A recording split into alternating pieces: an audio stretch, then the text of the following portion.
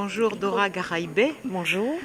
Voilà, vous êtes invitée ce soir pour participer à une manifestation internationale sur les violences faites aux femmes.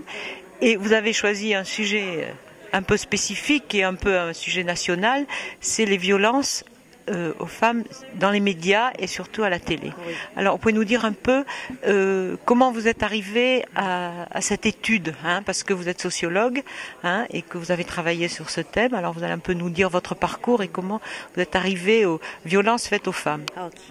Donc moi je suis jordanienne, j'ai fait ma licence en Jordanie et j'ai fait mon mémoire de licence sur la violence conjugale faite aux femmes et ses effets et ses raisons pour la famille jordanienne. Ça c'était en 2005. En 2008 j'ai fait une autre étude en master de recherche sur le néopatriarcat qui est un concept fait par un sociologue arabe et comment on pourrait comprendre ce concept par rapport au contexte arabe. Et en thèse, depuis 2008, je travaille sur les expériences de subjectivation féministe dans 3 pays arabes. Et on ne peut pas nier le rôle très important de médias dans la vie des femmes et dans les images qu'on donne de la vie des femmes.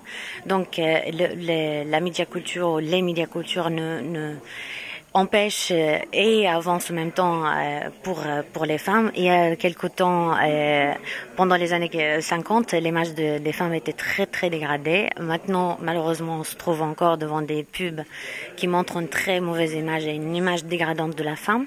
C'est pas pour autant que toutes les femmes se ressemblent et s'identifient à ce qu'on voit à la télé et dans les journaux et dans les affiches publicitaires. Donc, ce qui m'intéresse particulièrement, c'est de voir pourquoi on continue toujours à avoir ces images sexistes et ces stéréotypes sexistes par rapport à la vie des femmes. D'accord, alors c'est intéressant. Alors, vous parlez de subjectivation, c'est un concept particulier par rapport à la publicité Non, c'est pas par rapport à la publicité, c'est par rapport au féminisme en fait. Je prends le concept de la subjectivation pour savoir comment chaque féministe devient féministe et comment elle arrive à employer le féminisme pour faire sa lutte contre toute inégalité sociale et surtout les inégalités de genre. D'accord, les inégalités de genre, c'est est-ce que par exemple, dans les pays arabes c'est intéressant parce qu'on a l'impression que là la femme est très soumise à la violence de l'homme, etc. Et peut-être qu'on a un regard un peu européen sur ces violences-là. Alors ça serait intéressant que vous en disiez 2 mots. Oui. Moi, je pense que la violence est mondiale, est universelle. Il n'y a pas de violence dans quelque part plus que l'autre. Les gens ne sont pas civilisés ou civilisés par rapport à la violence. Il y a de la violence partout. Sauf qu'il faut voir qu'en France, tous les 3 jours, il y a une femme qui meurt. Donc, on ne peut pas fermer les yeux par rapport à ça. Et je peux vous dire que dans les sociétés arabes, surtout les 3 sociétés que je travaille sur, c'est le Liban, la Jordanie et l'Égypte. Les taux de violence conjugale, surtout les violences faites aux femmes, ils sont moins importants qu'ici en France. Malheureusement, ça contredit tous les clichés, tous les stéréotypes qu'on peut avoir, mais on peut se demander aussi si on arrive dans une société postmoderne, on ne se trouve pas avec plus de la violence. C'est une autre problématique à creuser. Oui, alors moi j'ai l'impression que dans les nouvelles générations, ça n'atteint pas les jeunes femmes parce que, je parle de la publicité là, ça n'atteint pas les jeunes femmes parce que elles ont un peu peut-être dépassé ce stade où elles sont intégrées dans des vies professionnelles, elles sont chefs d'entreprise, elles sont avocats, médecins, etc. Donc elles se sentent peut-être pas trop devenir objet et puis l'homme aussi devient objet aussi dans la pub. C'est l'être humain qui devient objet en fait. En fait, moi, je pense que c'est pas une question d'âge, c'est une question d'image.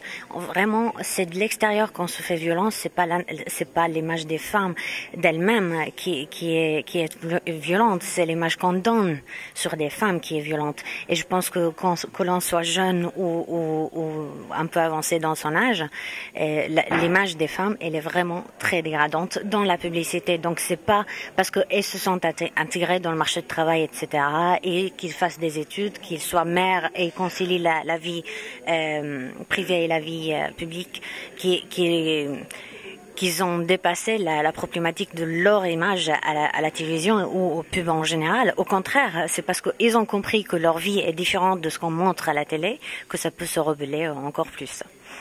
D'accord. Alors, vous allez peut-être nous dire en 2 mots, ça c'est pour pour Canal Pourpre, ce que vous avez développé ce soir. Bon, on va voir par les images, par des vidéos, comment vraiment la pub nous fait penser que c'est normal ce qu'on voit à la télé, tout à fait, et on voit les femmes dénudées comme objet sexuel et comme objet de consommation. Et moi, je mets l'hypothèse qu'on ne peut pas s'identifier à ça. C'est exactement ce qu'on va voir. Pendant 1 heure, je vais vous montrer des passages, je vais vous passer des questions, et on va voir vraiment comment l'image dans la pub pour les femmes. Et je ne dis pas que les hommes ne sont pas objet de violence de la pub, sauf que c'est pas l'objet de notre conférence ce soir, mais les femmes sont plus le cœur de cette violence que les hommes, et c'est exactement ce que l'on va voir ce soir.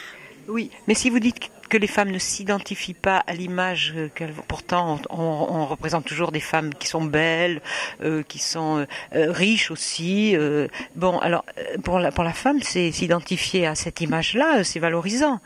Est-ce que c'est valorisant? Je ne sais pas. Est-ce que c'est être belle que ça doit être le caractère pour être valorisé, se sentir bien? Est-ce que c'est bien de se sentir riche? Après, c'est justement je vous dis, les femmes ne s'identifient pas à ces images-là parce que toutes les femmes ne sont pas riches et toutes les femmes n'ont pas un corps anorexique et toutes les femmes ne se trouvent pas devant des objets de télé et des habits, des chaussures pour qu'ils soient contentes. La joie n'est pas par rapport à l'achat, la joie est ailleurs. Je pense c'est justement là où c'est grave ce qu'on voit dans les publicités parce qu'elles n'avancent pas avec l'avancement de la vie des femmes. Oui, mais ça peut être du rêve aussi.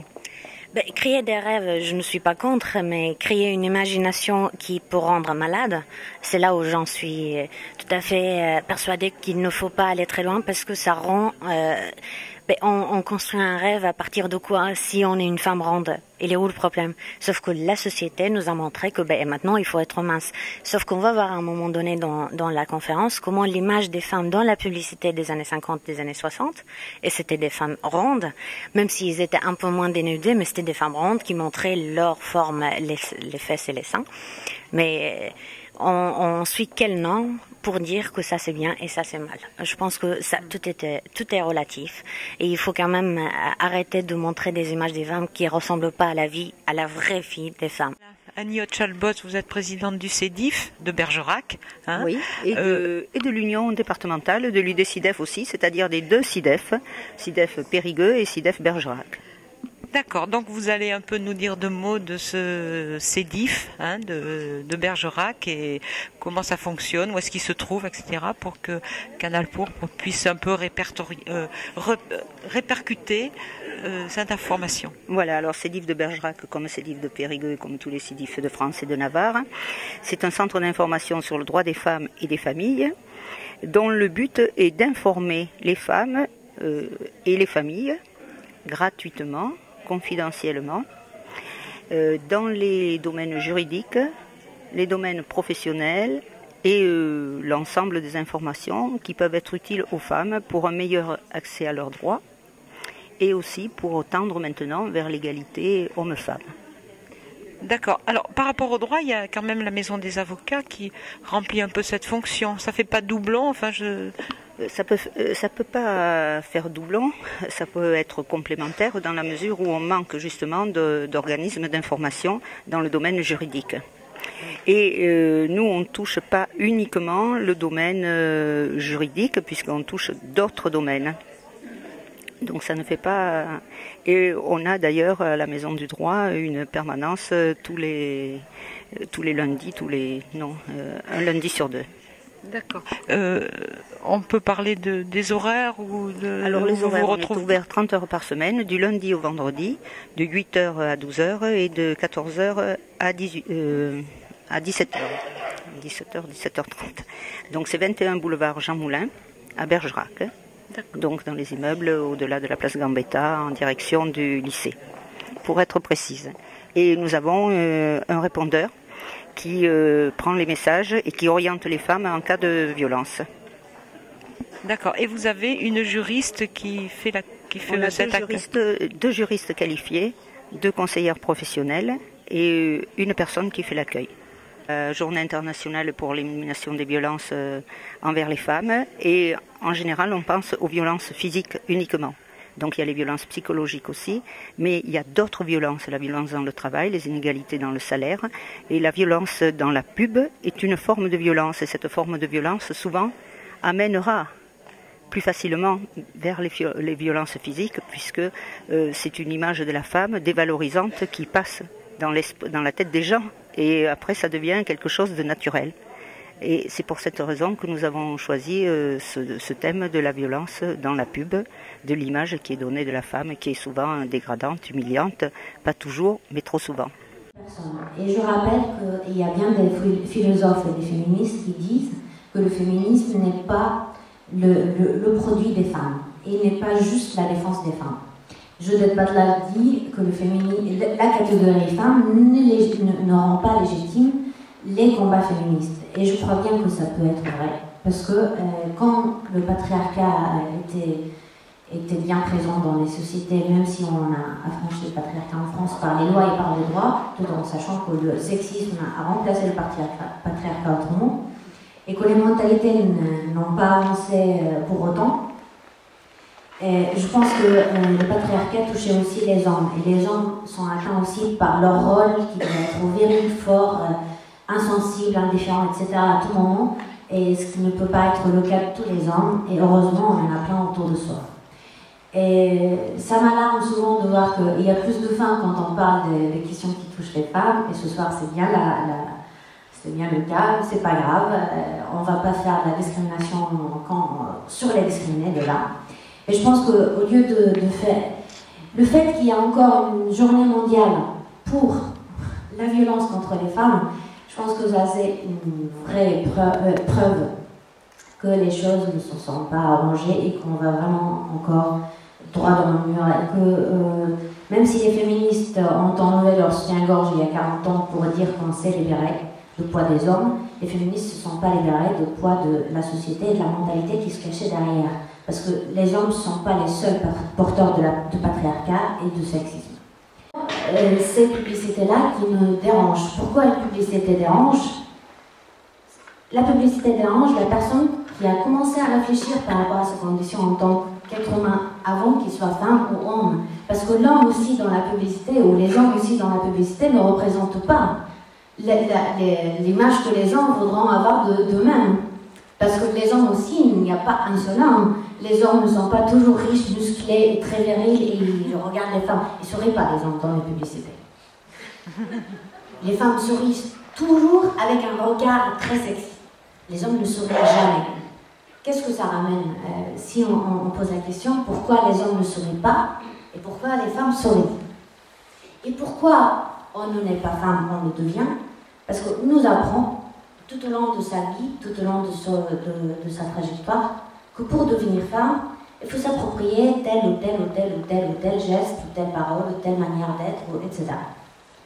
Sauf que quand on montre que l'homme, grosse voiture, il roule, il n'a pas peur, il roule vite, et il a sa femme pour avoir femme, maison et chien, ou ses loisirs, etc. Là, elle est sortie de la sphère privée. La femme, elle est encore dans la maison à faire les tâches ménagères dans la publicité, dans l'idée de publicité. Et ça revient à l'idée que dans le patriarcat, pur et dur, les hommes font partie de la sphère publique et les femmes sont restées dans la sphère privée.